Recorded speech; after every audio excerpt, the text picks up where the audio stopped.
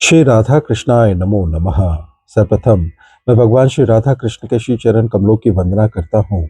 आप सभी भक्त और श्रोताजनों को भी सादर नमस्कार करता हूँ। ग्रंथ श्री योग वाशिष्ठ से आज हम उस अध्याय का श्रवण करेंगे जिसमें भगवान श्री रामचंद्र जी शरीर की निंदा करते हैं तथा बाल्यावस्था, युवावस्था और वृद्धा अवस्था के दोषों और उनके दुख का वर्णन करते हैं, जो इस ग्रंथ में इस प्रकार से वर्णित है। भगवान श्री रामचंद्र जी कहते हैं, महामुनि, गीली आंतों और नाड़ियों से भरा हुआ, नाना प्रकार के विकारों से युक्त तथा अंत में पतनशील जो शरीर संसार में सबके सामने प्रकाशित हो रहा है, वह भी केवल दुख भोगने के लिए ही है। यह थोड़े से खान पान आदि के द्वारा ही आनंदित हो उठता है और थोड़े से ही शीत घाम आदि से खिन्न हो जाता है। अतः इस शरीर के समान गुणहीन, सोचनीय और अधम दूसरा कोई नहीं है। ये शरीर वृक्ष के तुल्य है, दोनों भुजाएं इसकी दो शाखाएं हैं। परिपुष्ट कंधा तना है, दो नेत्र इसके बिल या खोडर है। मस्तक का स्थान इसका बड़ा भारी फल है।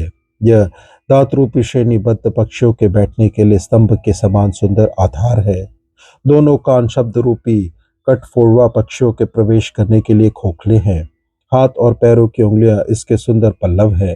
गुल्म नामक रोग ही इस पर फैली हुई लताएं अथवा झाड़ियां हैं। यह कर्म करने के लिए पंचभूतों के समूह से संगठित हुआ है। जीव तथा ईश्वर रूप पक्षियों ने इस पर अपने घोंसले बना रखे हैं। दांत रूपी केसरों से सुशोभित, उत्पत्ति विनाशशील तथा मंद हासमय विकार से युक्त हर्ष रूपी फूलों द्वारा यह शरीर वृक्ष सदा अलंकृत होता रहता है। सुंदर कांति ही इसकी छाया है। यह देह रूपी वृक्ष जीव रूपी पथिकों का विश्राम स्थान है।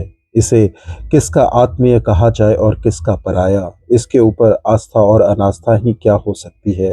भवसागर तथा नदी आदि को पार करने के लिए बारंबार अपनाई गई देहलता एवं नौका में कौन आत्मीयता की भावना कर सकता है। जहाँ रोम रूपी शंख वृक्ष उगे हुए हैं, जो इंद्र रूपी बहुसंख्यक गड्ढों से भरा हुआ है, उस देह रूपी निर्जन वन में कौन विश्वस्त होकर रह सकता है।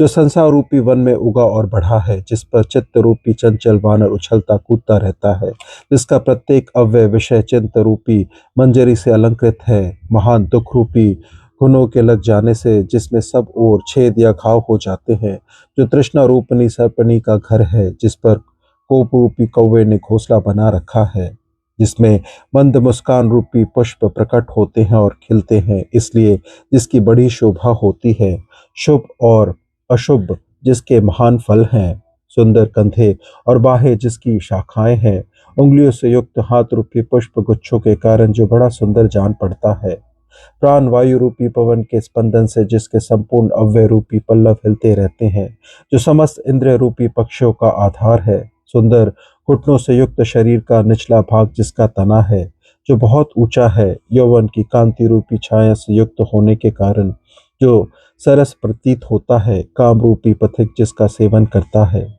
मस्तक पर उगे हुए बड़े बड़े केश कलाप जिस पर जमे हुए तिनकों के समुदाय हैं, अहंकार रूपी गिद्ध जिस पर घोंसला बनाकर रहता है, जो भीतर से खोखला है, नाना प्रकार की वासना रूपणी जटाओं के जाल का उद्दम स्थान होने के कारण जिसे काटना अत्यंत कठिन है, तथा परिश्रम रूपी शाखा विस्तार के कारण जो विरस या रूखा दिखाई देता है, वह शरीर रूपी वृक्ष मुझे सुखद नहीं प्रतीत होता।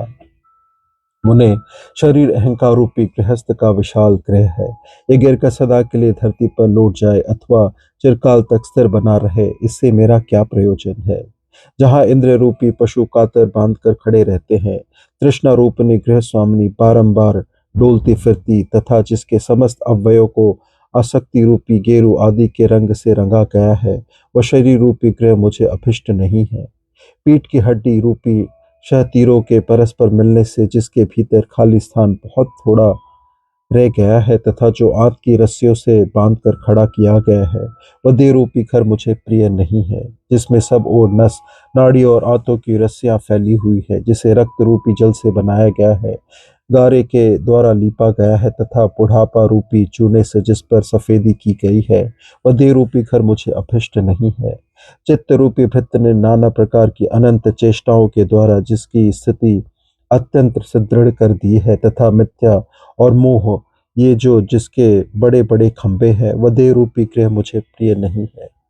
दुख रूपी छोटे छोटे बच्चों ने जहाँ रो रो कर कोलाहल मचा रखा है, गाढ़ निद्रा रूपी सुख शैया के कारण जो मनोरम प्रतीत होता है, जिसमें दुश्चेष्टा रूपनी दग्ध दासी निवास करती है, वह देह रूपी घर मुझे प्रिय नहीं है।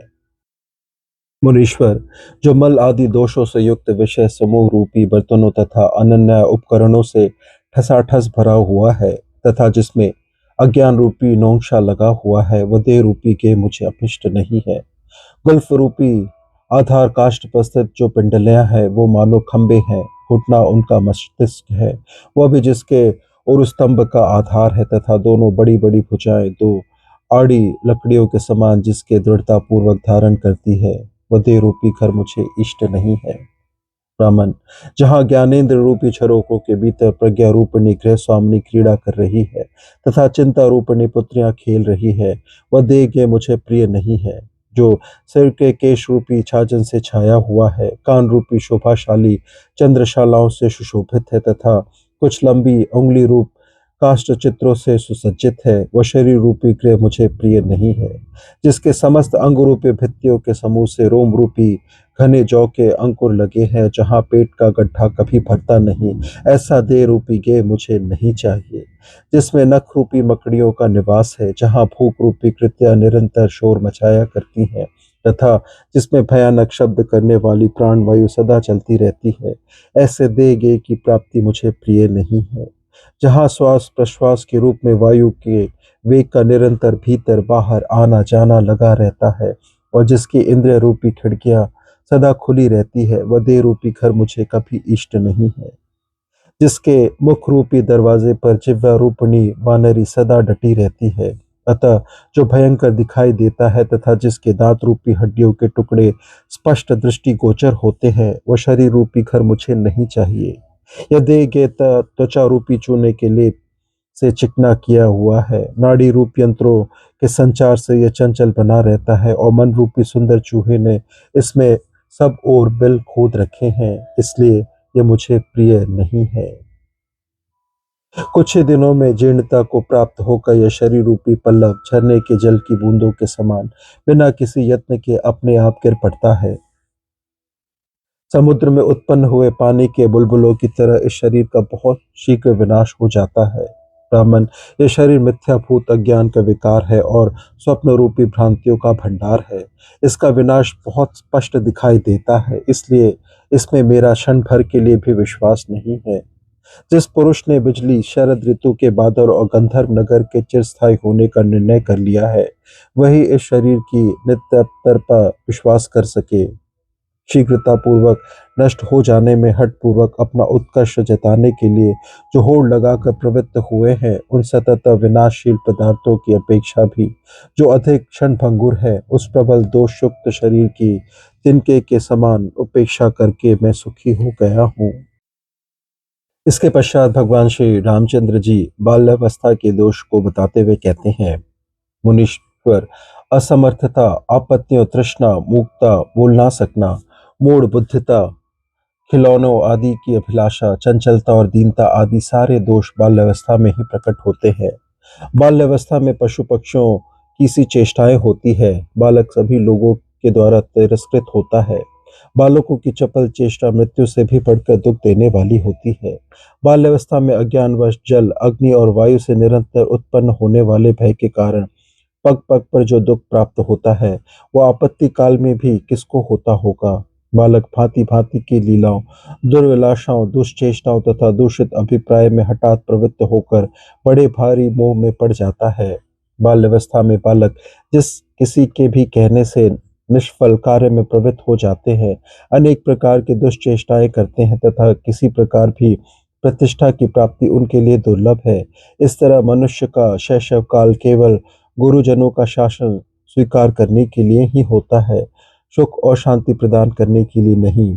जैसे उल्लू दिन में अंधकार से भरे हुए दूषित गड्ढे में छिप जाता है, उसी प्रकार जो जो दोष, जितने दुराचार तथा जो जो दुर्लभ दुश्चिंताएं हैं, वे सब के सब बाल्यावस्था में ही जीव के लिए हृदय में छिपकर बैठे रहते हैं। ब्राह्मण, जो लोग बाल्यावस्था बड़ी रमणीय है ऐसी कल्पना करते हैं, उन सब की बुद्धि व्यर्थ है। उन हताचित्त मूढ़ बुद्धि लोगों को बारंबार धिक्कार है। जहाँ झूले के समान चंचल मन विविध विषयों के आकार को प्राप्त होता है तथा जो तीनों लोकों में अमंगल रूप है, वह बाल्यावस्था कैसे संतोषदायक हो सकती है। उन्हें सभी प्राणियों का मन अन्य सब अवस्थाओं की अपेक्षा बाल्यावस्था में ही 10 गुना चंचल हो उठता है। मन स्वभाव से ही चंचल है और बाल्यावस्था संपूर्ण चंचल पदार्थों में सबसे बढ़कर है। जहाँ उन दोनों का संयोग हो, वह अंतकरण में चपलता जनित अनर्थ से बचाने वाला कौन है। बचपन और मन, ये दोनों सभी वृत्तियों में सदा दो सहोदर भाइयों के समान दृष्टिगोचर होते हैं। इन दोनों की ही स्थिति क्षणभंगुर है। बालक कुत्ते के समान थोड़ा सा ही खाना देना या पुचकारने के वश में हो जाता है, थोड़ा सा ही घुड़कने या छड़ी आदि दिखाने से बिगड़ जाता या डर जाता है। वह सदा अपवित्र स्थान में ही रमता या खेलता है। बाल्यावस्था में प्राणी केवल दूसरों से डरता और खाता पीता रहता है। वह सदा दीन रहता है और देखी और बिना देखी सभी वस्तुओं की इच्छा करता है। उसकी बुद्धि और शरीर दोनों चंचल होते हैं। ऐसी बाल्यावस्था को मनुष्य केवल दुख भोगने के लिए ही धारण करता है। निर्भर बालक अपने मानसिक संकल्प से जिन पदार्थों को पाने की इच्छा करता है, उन्हें ना पाकर उसकी बुद्धि सदा संतप्त होती रहती है और उसे इतना दुख होता है कि मानो किसी ने उसके हृदय में घाव कर दिया है। जब तक बाल्यावस्था रहती है, तब तक असत्य पदार्थों में ही सत्यता की बुद्धि बनी रहती है। हृदय में नाना प्रकार के मनोरथ उदित होते रहते हैं तथा अंतःकरण बड़ा कोमल रहता है। अतः बाल्यकाल अत्यंत दीर्घ दुख प्रदान करने के लिए ही होता है, सुख देने के लिए नहीं। परम बुद्धिमान मुनीश्वर, जिसके अंतःकरण में सर्दी गर्मी का अनुभव होता है परंतु उनका निवारण करने में समर्थ नहीं होता, उस बालक और वृक्ष में क्या अंतर है। बाल्यकाल में गुरु से, माता पिता से, अन्य लोगों से तथा अपनी अपेक्षा बड़े बालकों से भी भय प्राप्त होता है। अतः बाल्यावस्था भय का मंदिर ही है। महामुने, बाल्यावस्था में समस्त दोषपूर्ण दशाओं द्वारा अंतकरण दूषित होता है और बाल्यकाल अविवेक नामधारी विलासी का विलास भवन है। इसलिए इस जगत में यह बाल्यावस्था किसी के लिए भी पूर्ण संतोषदायक नहीं है। आगे भगवान श्री रामचंद्र जी युवा अवस्था के दोष को बताते हुए कहते हैं, महर्षि, बचपन के बाद मनुष्य बाल्यावस्था के अनर्थों का त्याग कर भोग भोगने के लिए उत्साह, भ्रांति अथवा काम रूप पिशाच से दूषित चित्त होकर नरक में गिरने के लिए ही यौवनारूढ़ होता है। यौवनावस्था में मूर्ख मनुष्य अनंत विलास वाले अपने चंचल चित्त की राग द्वेष आदि वृत्तियों का अनुभव करता हुआ एक दुख से दूसरे दुख को प्राप्त होता है। अपने चित्त रूपी बिल में स्थित हो नाना प्रकार की भ्रांति पैदा करने वाला काम रूपी पिशाच अपने वश में किए हुए पुरुष का बलपूर्वक तिरस्कार करता है। उन्हें युवावस्था में स्त्री, धूत और कलह आदि दुर्वासनाओं को उत्पन्न करने वाले वे राग, लोभ आदि प्रसिद्ध एवं दुष्ट दोष वैसे अंतकरण वाले पुरुष को, जो काम आदि में तन्मय हो रहा है, यौवन के ही सहारे नष्ट कर डालते हैं। जो महान नरक का बीज है और सदा भ्रांति पैदा करने वाला है, उस यौवन के द्वारा जिनका नाश नहीं हुआ, वे मनुष्य दूसरे किसी से नष्ट नहीं हो सकते।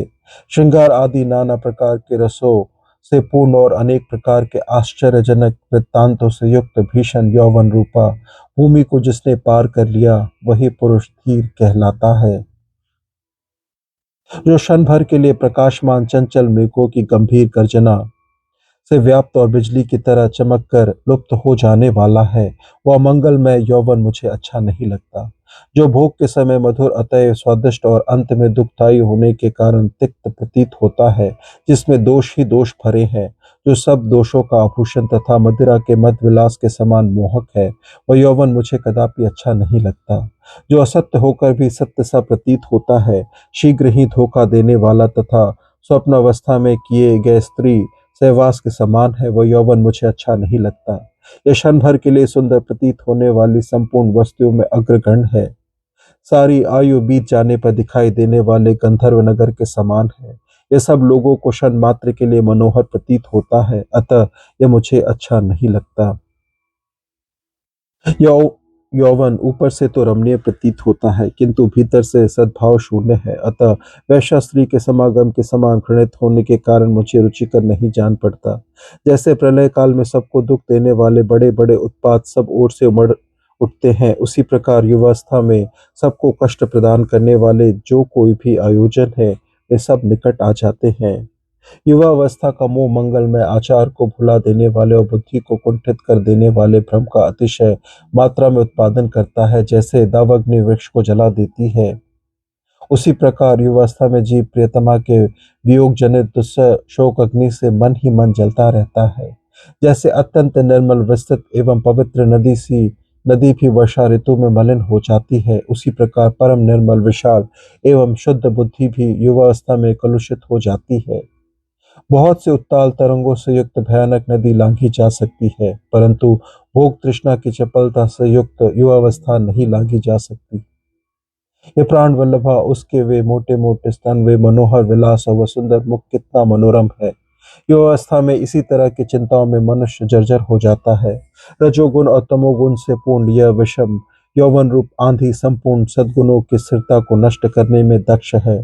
मनुष्य के यौवन का उल्लास विकास दोष समूहों को जगाता है और सद्गुण समुदाय का मूल छेद करता है। अतः उसे पाप वैभव का विलास कहा गया है। शरीर रूपी उपवन में उत्पन्न हुई यौवन की बेल बड़ी रमणीय है। वह जो जो बढ़ती है या ऊंचे उठती है, त्यों ही त्यों अपने से सटे हुए मन रूपी भ्रमर को उन्मत्त बना देती है।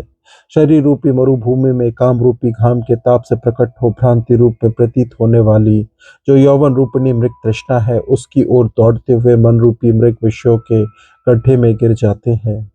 ये युवावस्था देह रूपी जंगल में कुछ दिनों के लिए प्रकाशित होने वाली शरद ऋतु के समान है। लोगों, तुम इस पर विश्वास ना करो। जब जब यौवन अपनी चरम सीमा पर आरूढ़ हो जाता है, तब तब संताप युक्त कामनाएं केवल विनाश के लिए ही बढ़ने या नृत्य करने लगती है। ये राग देश रूपी पिशाच तभी तक विशेष रूप से नाचते फिरते हैं, जब तक कि यह यौवन रूपी रात्रि पूर्ण रूप से नष्ट नहीं हो जाती। जो महामुग्ध पुरुष मोहवश क्षण भंगुर यौवन से हर्ष को प्राप्त होता है, वह मनुष्य होता हुआ भी निरा पशु ही माना गया है। जो मनुष्य अभिमान या अज्ञान के कारण मदोन्मत्त यौवन अवस्था की अभिलाषा करता है, उस दुर्बुद्धि को शीघ्र ही पश्चाताप का भागी होना पड़ता है। साधो, इस भूतल पर वे ही पुरुष पूजनीय और महात्मा है जो यौवन रूपी संकट से सुखपूर्वक पार हो गए हैं। बड़े बड़े मगरों से भरे हुए महासागर को सुखपूर्वक पार किया जा सकता है, किंतु विषय चिंतन आदि महातरंगों के कारण उमड़े हुए और दुर्गंध दुराचार रूप अनेक दोषों से भरे हुए इस निंदनीय यौवन के पार जाना बहुत ही कठिन है। ब्राह्मण, विनय से अलंकृत श्रेष्ठ पुरुषों का को आश्रय देने वाला, करुणा से प्रकाशित तथा शम दम क्षमा दया शांति संतोष सरलता आदि विविध गुणों से युक्त उत्तम यौवन इस संसार में उसी तरह दुर्लभ है जैसे आकाश में वन। भगवान श्री रामचंद्र जी आगे वृद्धावस्था की दुख रूपता का वर्णन करते हुए कहते हैं, महर्षि, जैसे हेम रूपी वृक्ष कमल को आंधी ओशकन को और नदी तटवर्ती वृक्ष को नष्ट कर देती है, उसी प्रकार वृद्धावस्था शरीर का नाश कर डालती है। जैसे लेश मात्र विष का भक्षण शरीर को शीघ्र ही कुरूप बना देता है, उसी प्रकार बुढ़िया जरावस्था मनुष्य के सारे अंगों को जर्जर करके शीघ्र ही कुरूप कर देता है। जिनके सारे अंग शिथिल होकर झुर्रियों से भर गए हैं और जो जरावस्था में जिनके सारे अंगों को जर्जर बना दिया है, उन समस्त पुरुषों को कमनियां ऊंट के समान समझती है। वृद्धावस्था के कारण जिसके अंग कांपते रहते हैं, ऐसे मनुष्य को नौकर चाकर स्त्री पुत्र बंधु बांधव तथा सुहृदगण भी उन्मत्त के समान समझकर उसकी हंसी उड़ाते हैं। जो दीनता रूपी दोष से परिपूर्ण हृदय में संताप पहुंचाने वाली तथा समस्त आपत्तियों की एकमात्र सहचरी है, वह विशाल तृष्णा वृद्धावस्था में बढ़ती ही जाती है। हाय, बड़े खेद की बात है, मैं परलोक में क्या करूंगा। इस प्रकार का अत्यंत दारुण भय जो प्रतिकार के योग्य नहीं है, वृद्धावस्था में बढ़ता जाता है। बुढ़ापे में मैं बेचारा कौन हूँ, मेरी हस्ती ही क्या है, मैं किस प्रकार क्या करूं। अच्छा, मैं चुप ही रहता हूँ। इस प्रकार की दीनता का उदय होता है। मुझे किसी स्वजन से कब क्या और किस प्रकार का स्वादिष्ट भोजन प्राप्त हो सकता है। इस प्रकार चिंता रूपणी दूसरी जरावस्था बुढ़ापे में निरंतर चित्त को जलाती रहती है। वृद्धावस्था में मनुष्य अपनी शक्ति का संतुलन खो बैठता है। कभी खाने की शक्ति होने पर पचाने की शक्ति नहीं रहती और कभी पचाने की शक्ति होने पर खाने की शक्ति ही नहीं रहती। इस प्रकार शक्ति ह्रास के कारण भोग की इच्छा तो बड़ी प्रबल हो उठती है, परंतु उपभोग किया नहीं जा सकता। उस दशा में निश्चय ही हृदय जलता रहता है। हे मुने, शरीर रूपी वृक्ष के सिरे पर बैठी हुई जरा अवस्था रूपणी वृद्धा बोगली जो नाना प्रकार के कलेशों से शरीर का अपकार करने वाली है, रोग रूपी सर्पों से आक्रांत होकर ज्यों ही चे चे करने लगती है, त्यों ही मूर्छा रूपी गहरे अंधकार की इच्छा रखने वाला मृत्यु रूपी उल्लू कहीं से झटपट आया हुआ ही दिखाई देता है। जैसे सायकाल की संध्या के प्रकट होते ही अंधकार दौड़ पड़ता है, उसी प्रकार शरीर में जरावस्था को देखते ही मृत्यु दौड़ी चली आती है। सूना नगर जिसकी लताएं कट गई हो, वह वृक्ष तथा जहाँ वर्षा ना हुई हो, वह देश भी कुछ कुछ शोभित होता है, किंतु जरा से जर्जर हुआ शरीर की तनिक भी शोभा नहीं होती। वृद्धावस्था की मार खाकर जर्जर हुआ शरीर हिम समूह से आक्रांत हो मुरझाए हुए कमल की सी शोभा को धारण करता है। मस्तक रूपी पर्वत के शिखर पर उगी हुई यह वृद्धावस्था रूपणी चांदनी वात रोग और खांसी रूपणी कुमुदनी को यत्नपूर्वक विकसित कर देती है। यह बुढ़ापा रूपणी योग वेगवती गंगा आयु के समाप्त होने पर शरीर रूपी तटवर्ती वृक्ष जड़ों को तुरंत ही काट गिराती है। तात जैसे श्वेत पत्र वाली फूलों से लदी हुई पत्ती लता कुछ टेढ़ी हो जाती है, उसी प्रकार जिसके सारे अवयव सफेद हो गए हैं, मनुष्य का वह दुबला पतला शरीर वृद्धावस्था से टेढ़ा हो जाता है, कमान की तरह झुक जाता है। मुने, जैसे कपूर से सफेद हुए केले के पेड़ को हाथी क्षण भर में उखाड़ फेंकता है, उसी प्रकार मृत्यु रूपी गजात वृद्धावस्था से कपूर की भांति सफेद हुई देह को निश्चय ही क्षण भर में उखाड़ फेंकता है। तात जो वृद्धावस्था को प्राप्त होकर भी जीता है, उस दुष्ट जीवन के लिए दुराग्रह रखने से क्या लाभ। भूतल पर किसी से पराजित न होने वाली यह जरावस्था मनुष्यों की समस्त ऐष्णाओं का तिरस्कार कर देती है, उनकी किसी भी इच्छा को सफल नहीं होने देती। इस प्रकार से ग्रंथि योग वाशिष्ठ के वैराग्य प्रकरण से आज हमने उस अध्याय का श्रवण किया जिसमें भगवान श्री रामचंद्र जी शरीर की निंदा करते हैं, बाल अवस्था, युवावस्था तथा वृद्धावस्था के दोषों को बताते हैं। श्रवण करने के लिए और अपना बहुमूल्य समय देने के लिए आपको धन्यवाद। त्रुटियों के लिए क्षमा प्रार्थी हूँ। श्री राधा कृष्णाय नमो नमः।